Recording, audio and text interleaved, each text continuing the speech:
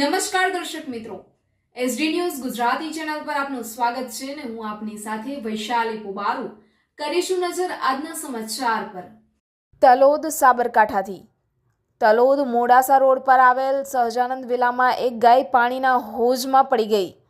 Talod Modasa road પર આવેલ સહજાનંદ વિલામાં પાણીના હોજમાં એક ગાય પડ્યાની જાણ તલોદના જીવદયા પ્રેમી એવા મનનભાઈ ત્રિવેદીને થતાં તેઓ તાત્કાલિક ઘટના સ્થળે આવી પહોંચ્યા હતા અને એની ટીમને બોલાવી હતી।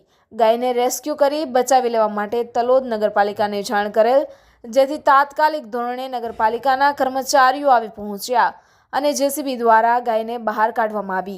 આ ઘટના બાબતે જીવદયાના મનનભાઈ ત્રિવેદી અને તેમની ટીમ તેમજ નગરપાલિકા તેમજ સ્થાનિક લોકોએ ભારે જહેમત બાદ ગાયને રેસ્ક્યુ કરી બહાર કાઢી બચાવી લેવામાં આવતા આ જગ્યાના માલિકે સૌનો આભાર વ્યક્ત કર્યો હતો।